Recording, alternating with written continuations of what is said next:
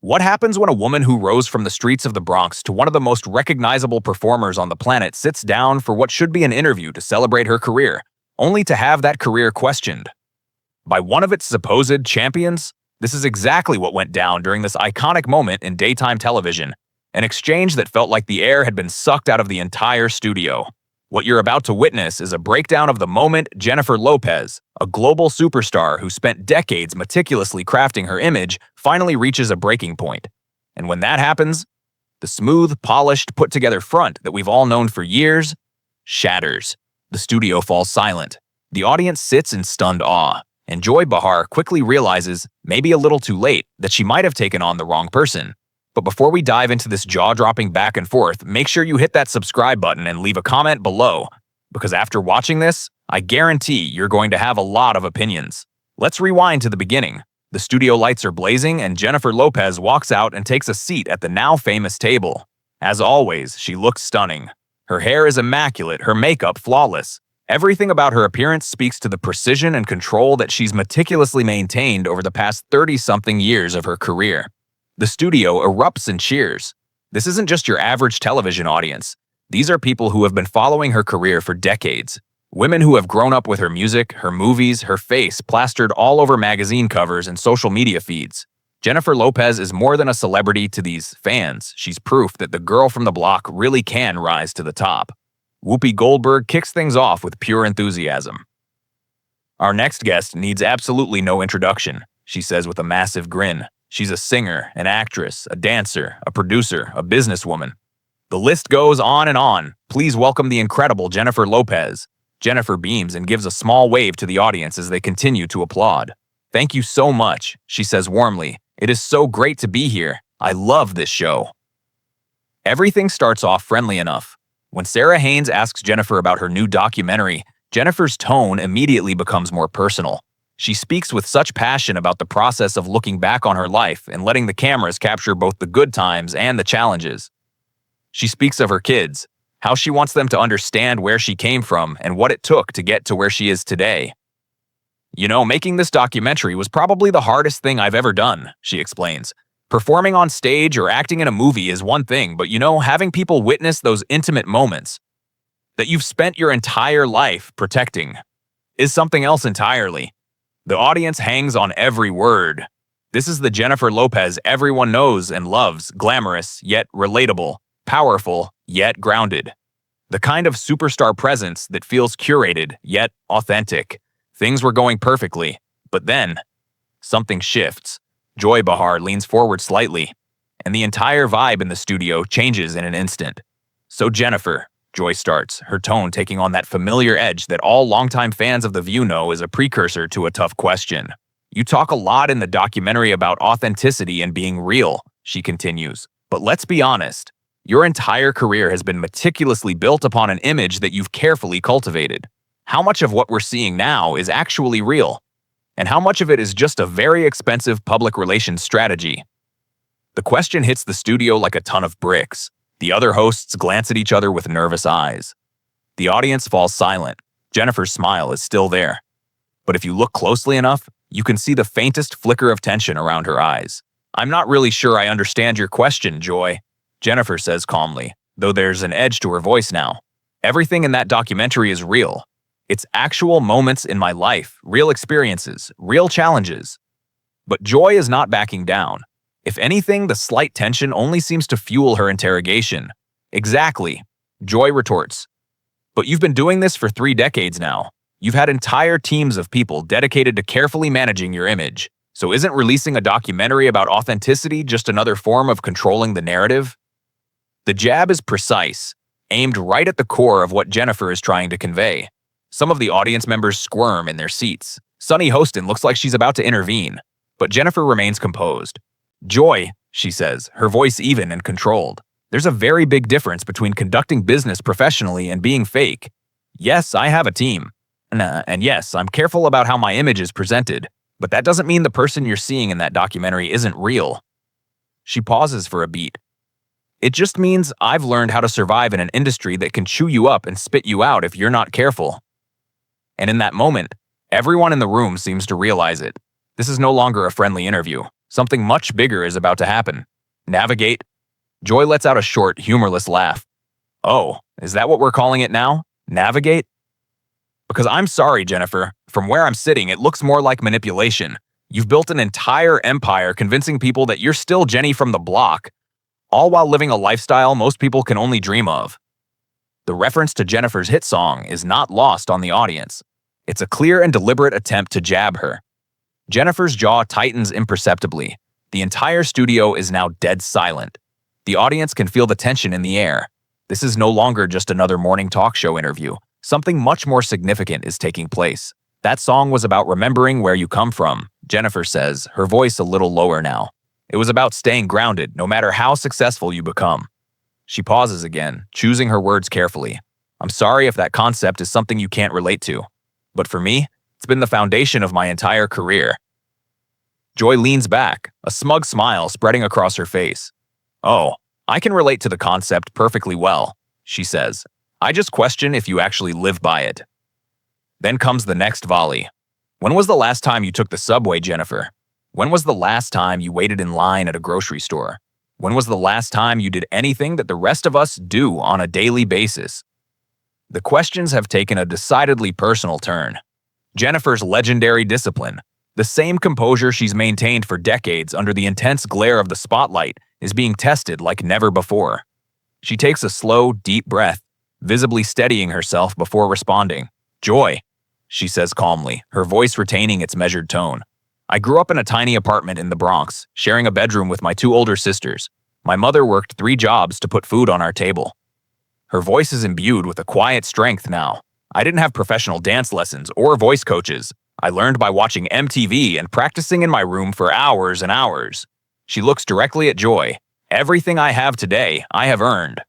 There's a beat of silence in the studio. So please don't lecture me about what ordinary people do, Jennifer continues, because I was one of those ordinary people for a very, very long time. The response hits the audience like a tidal wave.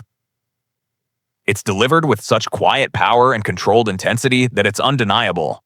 It's the kind of force that has helped Jennifer Lopez dominate the entertainment world for decades. But Joy isn't done yet. It's becoming increasingly apparent that she came into this interview with a clear agenda, and she's not willing to back down now. That's a beautiful origin story, Joy says, her tone dripping with skepticism. And I'm sure it plays very well in documentaries. She leans forward again. But let's talk about something a little more recent. The tension in the studio tightens palpably. Let's talk about your personal life. A ripple of unease goes through the audience. You've been married 4 times now, Joy says. 4 times. Don't you think that speaks volumes about your judgment? Or maybe about your ability to maintain meaningful relationships outside of the spotlight? A wave of gasps washes over the audience. Alyssa Farah Griffin's eyes are wide with shock. Even Whoopi Goldberg, who has seen some of the most heated arguments on this show, looks taken aback by how far the conversation has just crossed the line. This isn't just a controversial question anymore. This is deeply personal, and everyone in the room can feel it. For the first time in the entire interview, Jennifer's carefully constructed composure falters just slightly. The warmth in her eyes is gone, replaced by something colder, sharper. When she speaks, her voice is a low, steady growl. My personal life is none of your business, Joy. The studio is heavy with silence. My marriages, my relationships, these involve real people, real feelings, real lives. She locks eyes with Joy, and I'm not going to sit here and allow you to turn years of my life into a punchline about my judgment. But Joy presses on, seemingly oblivious to the clear warning signs that are now apparent to everyone in the studio. I'm just pointing out a pattern, she says. You fall in love publicly.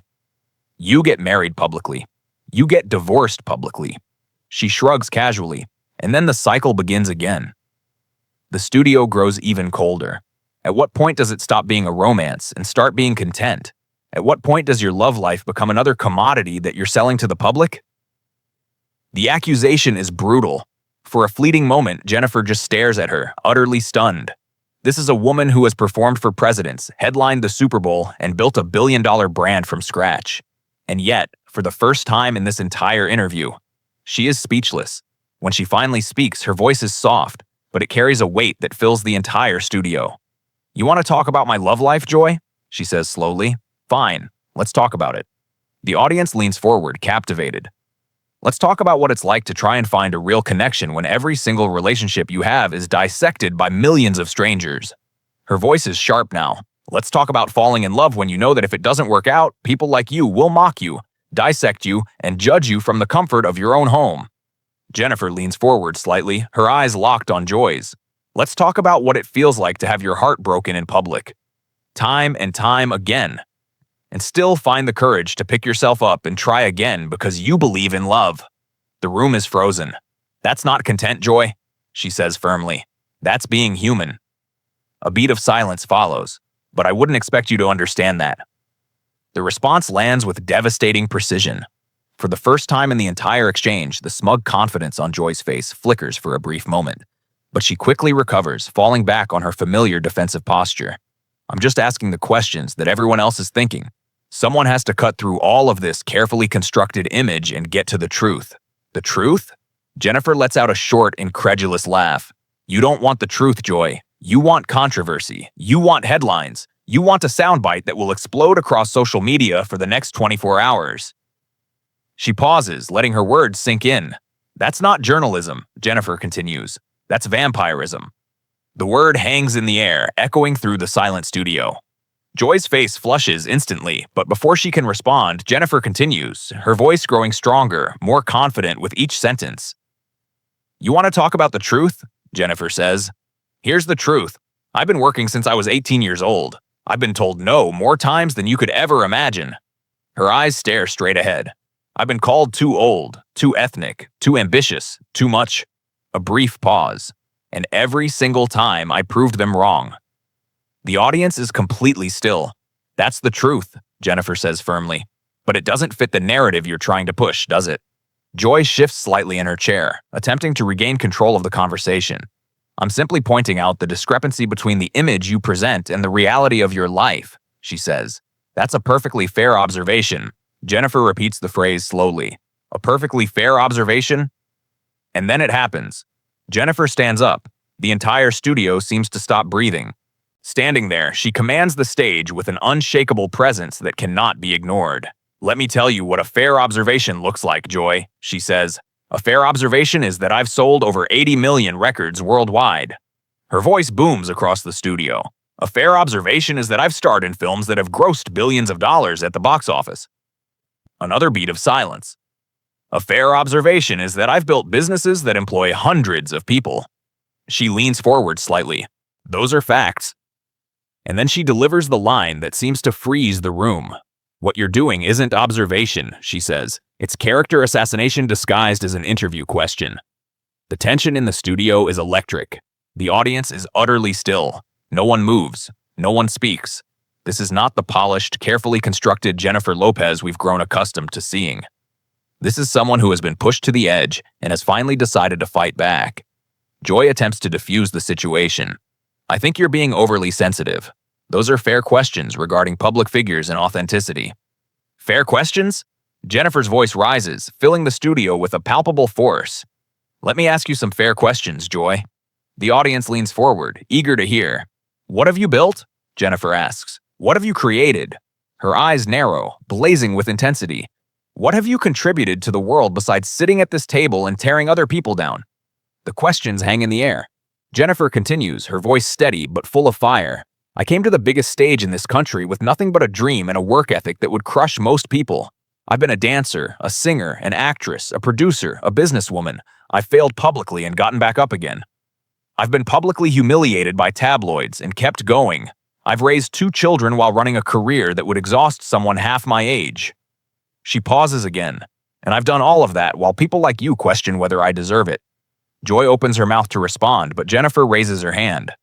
The authority in that simple gesture silences the entire room. No, Jennifer says firmly, though respectfully. You've had your turn. You questioned my authenticity. You questioned my relationships. You questioned my entire life's work. And now you're going to listen. She turns to face Joy directly, her eyes filled with an unyielding determination.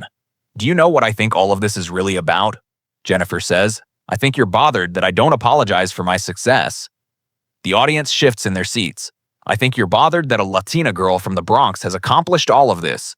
Her words hit with precision. You look at everything I've built, And instead of being inspired, you feel threatened. And so you try to tear it all down, because that's easier than asking yourself why my success makes you feel uncomfortable. The accusation lands like a lightning bolt. Joy's face cycles through several shades of red as she struggles to form a response. The other hosts sit in silence, unsure whether to intervene or allow the confrontation to continue. "That's ridiculous," Joy finally splutters. "I'm not threatened by you, Jennifer. I'm asking hard questions." Jennifer shakes her head slowly. Hard questions? A hard question would be asking about the challenges of being a woman of color in an industry that still has a hard time accepting women. A hard question would be asking about the business decisions I made that everyone said were doomed to fail. A hard question would be asking what it takes to stay relevant in this industry for 30 years when women are disposable after 30. But that's not what you asked. She pauses, disappointment evident on her face. "You asked about my marriages. You questioned whether my love was real. You suggested that my entire career was built on manipulation rather than talent. Those aren't hard questions, Joy. Those are cheap shots from someone who has nothing of value to contribute." Just as the tension in the studio reaches a fever pitch, Whoopi Goldberg finally intervenes. "Maybe we should take a moment, Jennifer. Let's redirect the conversation." But Jennifer is not ready to let this go. Years of smiling through awkward interviews, years of letting criticism roll off her back, years of diplomacy while others took their shots, it all comes bursting out. "No, Whoopi," Jennifer says firmly, though still respectfully. "With all due respect, I don't think so. I think people need to hear this." The studio falls silent again. Jennifer turns back to Joy. "You sit at this table every single day with a platform that reaches millions of people. That kind of platform is enormous." She pauses. "You have the power to uplift people. You have the power to start meaningful conversations. You have the power to question ideas that truly matter. And what do you do with it?" Her voice drops lower, but somehow becomes even more powerful. "You use it to tear down women who have spent their entire lives trying to build something for themselves. You question whether their love is real. You question whether their success is deserved. You question whether their authenticity is genuine." The studio lights seem to glare even brighter in the ensuing silence. "That's not journalism, Joy," Jennifer continues. "That's not entertainment. That's cruelty with a microphone. And I am not going to sit here and pretend your questions deserve to be taken seriously." The silence that follows is absolute. Joy sits in her chair, her earlier confidence completely gone. The other hosts look down at their notes, or at the table, or anywhere but at the explosive confrontation happening in front of them. Even the audience seems afraid to take a breath. Jennifer calmly gathers her belongings. The movements are slow, deliberate, as if she has already made up her mind. But before she walks off, she stops. She turns to face the camera, not Joy, not the hosts, but the millions of viewers watching at home. "To everyone watching this who has ever been made to feel like their success isn't real, like their love isn't valid, like they should somehow apologize for everything they've achieved," Jennifer says, her voice steady. "I want you to remember something. You don't owe anyone an explanation." The audience listens in complete silence. You don't have to justify your journey to people who have never walked in your shoes. Keep building, keep loving. Keep being exactly who you are, because ultimately those people who spend their days tearing other people down are usually doing it because they have nothing themselves that is worthy of praise. She pauses for a moment, then turns back to Joy one last time. Her expression is calm, almost unreadable. "I hope you find whatever it is you're looking for by making other people feel small," she says. A beat of silence follows. "But I don't think you will. People who build their careers on cruelty usually end up alone with nothing but their bitterness." And with that, Jennifer Lopez walks off the stage, her head held high. Her heels click sharply against the floor each step, almost like an applause. The audience remains frozen, stunned into silence. The cameras continue to roll. Joy Behar sits in her chair, looking undeniably smaller than she did when the interview began. What began as a seemingly straightforward promotional appearance for a documentary has morphed into so much more. It has become a moment of reckoning. It has become a powerful demonstration of what happens when someone who has spent years being underestimated finally decides to stand up and roar. And as the studio falls back into an uneasy silence, one thing is undeniable to everyone watching. The girl from the Bronx has faced down a challenge, and she has once again walked away a winner. But we want to hear from you.